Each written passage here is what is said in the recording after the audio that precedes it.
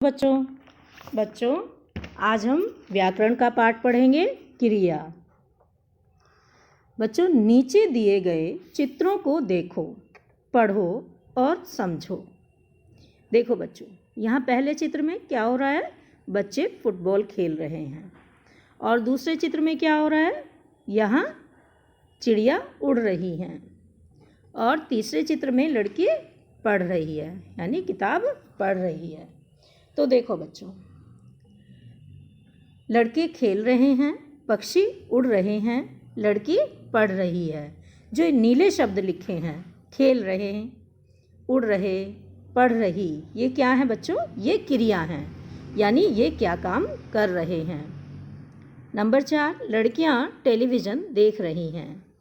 क्या कर रही हैं? देख रही हैं। तो बच्चों ये भी किस में आएगा? क्रिया में। प्रश्न नंबर 1, लड़के क्या कर रहे हैं? उत्तर है खेल रहे हैं। प्रश्न नंबर 2, पक्षी क्या कर रहे हैं? पक्षी उड़ रहे हैं। प्रश्न नंबर 3, लड़की क्या कर रही है? उत्तर है लड़की पढ़ रही है। प्रश्न नंबर 4, लड़कियां क्या कर रही हैं? उत्तर देख रही हैं। लड़कियां टीवी देख रही हैं, टेलीविज़न देख रही हैं। खेल रहे हैं, उड़ रहे हैं, पढ़ रही है और देख रही है। ये सभी शब्द काम का करना प्रकट करते हैं, अर्थात पढ़ना, खेलना, उड़ना, देखना, ये सभी शब्द क्रियाएं हैं। क्या है बच्चों? ये सभी शब्द क्रियाएं हैं। निम्नलिखित वाक्यों को ध्यान से पढ़ो। यह तालाब है। कुछ दिन पहले इसमें पानी नहीं था, अब पानी है। तैरते हुए बत्तख हैं, कमल के फूल हैं।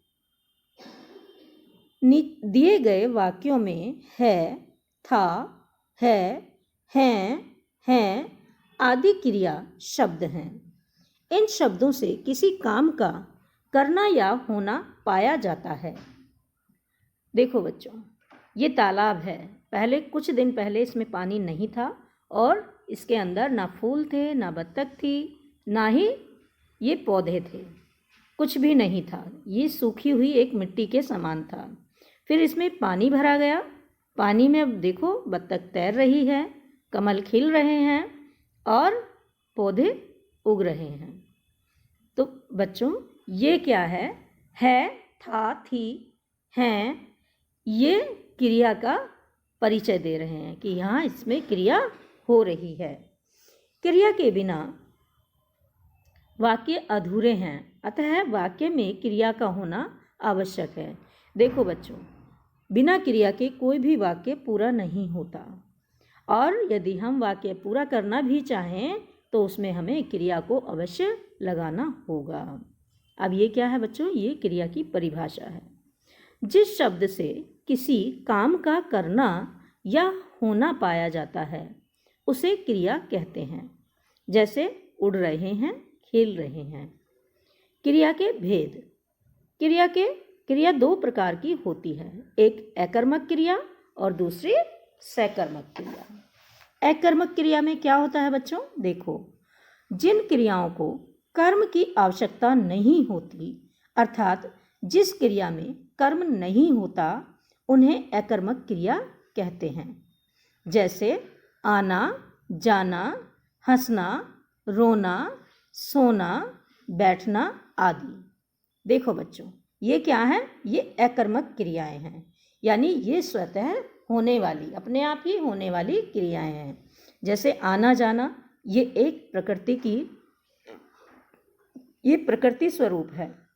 हंसना, रोना, सोना, बैठना, ये सब प्रकृति के अनुसार हैं, इसलिए ये अकर्मक क्रियाएं हैं। सकर्मक क्रिया, जिन क्रियाओं में कर्म की आवश्यकता पड़ती है, अर्थात जो क्रिया कर्म युक्त हो, उन्हें सकर्मक क्रिया कहते हैं। जैसे लिखना, पढ़ना, बनाना, दिखाना, कहना, समझाना आदि। ये क्या है? ये बच्चों सकर्मक क्रियाएं हैं, यानी जो ये हमारे द्वारा की जाती हैं वो क्रियाएं सकर्मक क्रियाएं होती हैं। अब देखिए बच्चों आगे विशेष, किसी भी वाक्य की क्रिया के साथ क्या प्रश्न जोड़ने पर यदि उत्तर मिलता है तो सकर्मक, अन्यथा उसे अकर्मक माना जाता है। जैसे आशीष दौड़ रहा है, वाक्य है। क्या दौड़ रहा है? प्रश्न, उत्तर क्या है? इसमें उत्तर कुछ नहीं मिला। क्या दौड़ रहा है? कोई उत्तर नहीं मिला, अतः वाक्य अकर्मक क्रिया का है। आशीष दौड़ रहा है तो ये अकर्मक क्रिया है।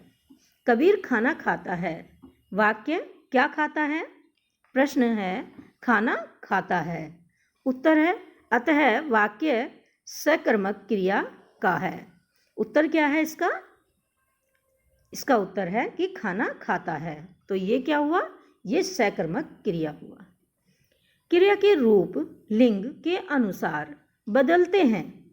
क्रिया के रूप लिंग के अनुसार बदलते हैं। जैसे लड़का पढ़ता है और लड़की पढ़ती है। पढ़ता शब्द पढ़ना क्रिया का पुल्लिंग रूप है। पढ़ती शब्द पढ़ना क्रिया का स्त्रीलिंग रूप है। क्रिया के रूप वचन के अनुसार भी बदलते हैं। जैसे पतंग उड़ रही है, पतंगे उड़ रही हैं। उड़ रही है, उड़ना क्रिया का एक वचन रूप है। उड़ रही हैं, उड़ना क्रिया का बहुवचन रूप है। काम करने वाले को कर्ता तथा कर्ता द्वारा किए गए काम को कर्म कहते हैं। जैसे नेहा खाना खा रही है। नेहा क्या है? कर्ता है। खाना क्या है? कर्म है। और खा रही है ये क्रिया है। ठीक है बच्चों, समझ में आ रहा है आपको? आगे चलिए। तुमने जाना क्रिया और क्रिया के भेद। क्रिया और क्रिया के भेद। अकर्मक क्रिया एवं सकर्मक क्रिया की पहचान। कर्ता एवं कर। अब देखो बच्चों, इसके प्रश्न हैं, करके देखो, सही का निशान लगाओ। जिस शब्द से किसी काम के करने या होने का बोध हो उसे क्या कहते हैं? उसे क्या कहते हैं? अकर्मक क्रिया, सकर्मक क्रिया, क्रिया या कर्म? उसे कहते हैं क्रिया। अब देखो बच्चों, क्रिया के कितने भेद होते हैं? क्रिया के दो भेद होते हैं, एक अकर्मक क्रिया और दूसरी सकर्मक क्रिया। जिन क्रियाओं को कर्म की आवश्यकता नहीं होती उसे क्या कहते हैं? जिन क्रियाओं को कर्म की आवश्यकता नहीं होती उसे क्या कहते हैं? अकर्मक क्रिया। जिन क्रियाओं में कर्म की आवश्यकता होती है उसे क्या कहते हैं? उसे कहते हैं सकर्मक क्रिया। निम्नलिखित में क्रिया शब्द कौन सा है? हैं, था, दौड़ना या उपयुक्त सभी? तो इसमें ये सभी क्रियाएं हैं। ये सभी शब्द क्रिया का रूप हैं। नीचे दिए गए कथनों में से जो सही है उसके सामने सही और जो गलत है उसके सामने गलत का निशान लगाएं। क्रिया के रूप लिंग के अनुसार बदलते हैं। हाँ बच्चों, ये सही है। क्रिया के रूप वचन के अनुसार नहीं बदलते, ये गलत है। कर्ता द्वारा किया गया कार्य कर्म कहलाता है, ये भी सही है। वाक्य में क्रिया का होना अनिवार्य नहीं है, ये गलत है बच्चों। वाक्य में क्रिया का होना अनिवार्य होता है। जहाँ केवल कर्ता एवं क्रिया हो वहाँ अकर्मक क्रिया होगी। जहाँ केवल कर्ता एवं क्रिया हो वहाँ अकर्मक क्रिया होती है।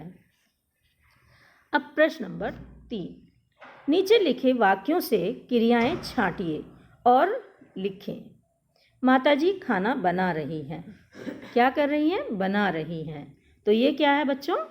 ये क्रिया हम छांटकर यहाँ लिख रहे हैं। पिताजी अखबार पढ़ रहे हैं। क्या कर रहे हैं? पढ़ रहे हैं। गाय घास चर रही है। क्या कर रही है? चर रही है। सुधा सो रही है। क्या कर रही है सुधा? सुधा सो रही है। पिताजी ने एक छाता खरीदा। पिताजी ने क्या किया? एक छाता खरीदा। मेरे जन्मदिन पर मेरे मित्र घर आएंगे। क्या करेंगे? घर आएंगे।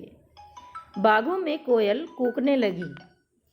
बागों में कोयल कूकने लगी। क्या करने लगी? कूकने लगी। ठीक है बच्चों, सभी को समझ आ गया ये? अच्छा। ओके।